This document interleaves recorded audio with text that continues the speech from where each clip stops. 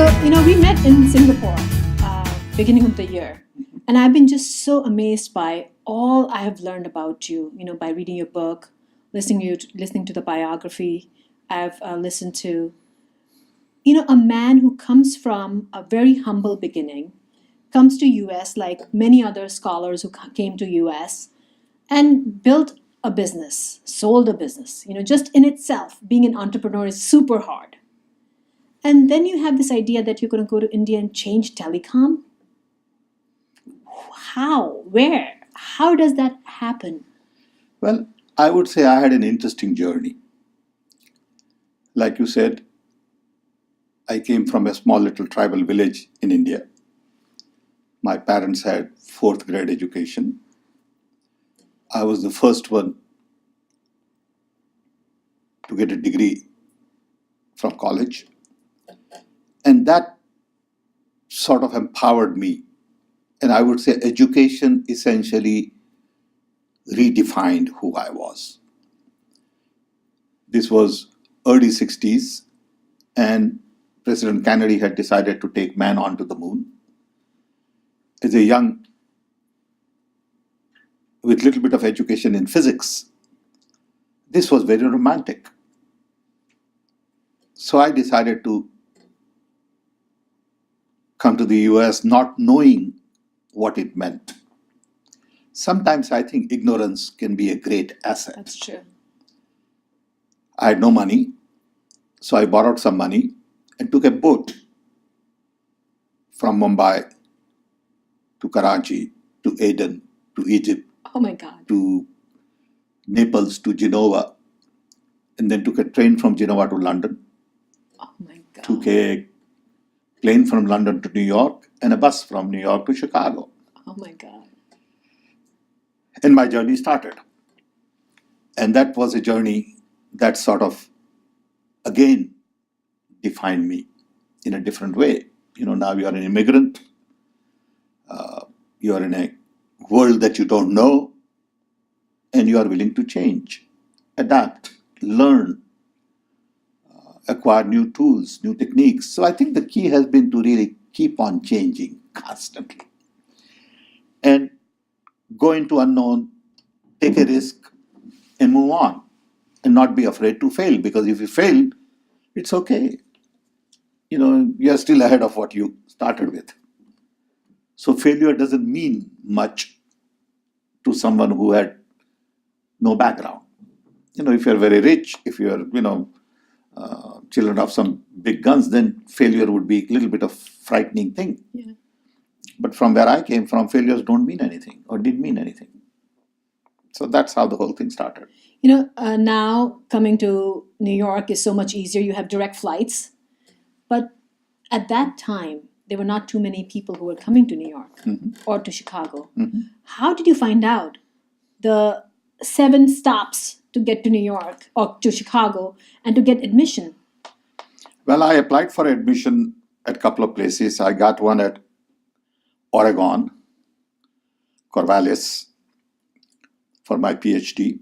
And then I had a friend, my classmate, Bhupen Trivedi, who had applied for an admission in Chicago. And in those days, Illinois Institute of Technology was more like MIT. So I applied and I got it. So then we said, okay, 2 of us will come together. We were close buddies. He's still here in Chicago, very close friend. We've been friends for 60 years. Okay. And then we went to travel agent in Baroda and found the cheapest way to get here. And we also felt that while we are going there, we have all the time in the world. So we might as well just travel through different parts of the world and learn little more things, as opposed to just fly on a flight from Mumbai to London to New York and New York to Chicago. Going on a boat was an interesting idea that you will learn some more about how other people behave. We had not seen white people, not seen at all. Yeah. We didn't know how to eat with fork and, knife. We didn't know what toilet paper meant. We had no idea. We'd never seen one. Okay. We'd never been to 5-star hotel. Okay, we didn't know how to order food. So everything was about learning and adapting Amazing. and soaking in and changing, you know. And I think change became the only constant. You know, every day you are changing, every moment you are learning new things. And I tell people that the most fascinating thing for me when I landed up in the US and Canada was doorknob. You know, I'd never seen a doorknob because in India we had latches. That's true. So when I look at this doorknob which goes in and comes out and locks up, and I thought this was a fascinating design. I looked at post box in America, Yeah. and I thought, well, that was a different design than we had in India. Yeah. So everywhere I looked, I saw Something new and different. something new, different, well thought out. You know, it had sort of a good design. You know, and I've been big on aesthetics, even as a kid. You know, I like sort of, I wouldn't say beautiful things, but symmetrical things and structures. And even if it is abstract, it's a symmetrical abstract to me. Okay, geometry is a big, big thing for me. You know, and I saw in a lot of these things interesting design, interesting concepts. You know, good product packaging. You know, finishing, quality, ease of operation. And I got fascinated with every bit of it. Shopping cart was an interesting idea, Yeah. you know. So it was a whole new world, as if you just landed up on a different planet, you know. And you're like a little kid in a candy store, looking at things and saying, my God, this is good, that's good, that's good. What do I do? How does it work? How can you change that? And that curiosity really helped a lot. And there was no fear. But the fact that during that time there were not too many minorities, there were not too many people of color in US, wasn't that hard to be a part of this huge, large majority of white people and trying to adjust with them? No, I never paid much attention to that. My self-esteem was pretty intact. I don't think anybody really insulted me. No one really treated me badly. I would say they've been very generous to me. No one made a nasty remark to me. No one saw me as a color guy, you know. I became, you know, sort of a manager of a company very early in my life. I was 32-year-old and I had a huge team working for me. Hundreds and hundreds of people. And there was no problem, except I remember once a group of white engineers came to me and say, you have been very partial to Indian engineers. And I was the boss. So they were all complaining to me. So I got together with them and I said, look, too bad I remember the name of the guy, Bernie Pepping. I said, Bernie, these guys are smart. I don't see their color. They just happen to be smart, so I listen to them. Okay, if you are smart, I listen to you. And they got the message. So, but I would say overall, everyone has been very kind, very nice, very supportive, encouraging. So I can't complain. All right, so now you come to a foreign country, you get your education, you get a really nice job. A regular common person would be happy with that. They would say, you know what, I've achieved a lot, I've gotten my PhD, I have a great job. But you then take a chance again, change, and start a business and become really successful at it. Yeah, these were early days of Vietnam War. So I was drafted to go to Vietnam. I'd just gotten married. I didn't want to go to Vietnam. So I went to my boss and asked for occupational deferment. Got an occupational deferment. Worked with that company, GTE, for about 8-9 years. And then I realized that there is no challenge here. You know, what could take somebody 2 months to do it, I could do it in 2 days. you know. And I remember one project I was given, I said, I can do it in 3 weeks. And my boss said, are you kidding? He said, no, we should submit a proposal for a year. And I said, look, I can do it in 3 weeks. And he said, but nobody would believe you. My boss, Bernie Pepping, said we should beef it up, testing, evaluation, all that. And I finished in 3 weeks and I resigned, and started a company, and I wanted to take risk in life. Risk was sort of part of my journey. So every time I got settled at something, I became uncomfortable. So 9 years at that company, I was settled. It was time to move on. I built a business from 74 to 1980. We had 2,000 employees. We sold it for $50 million in 1979.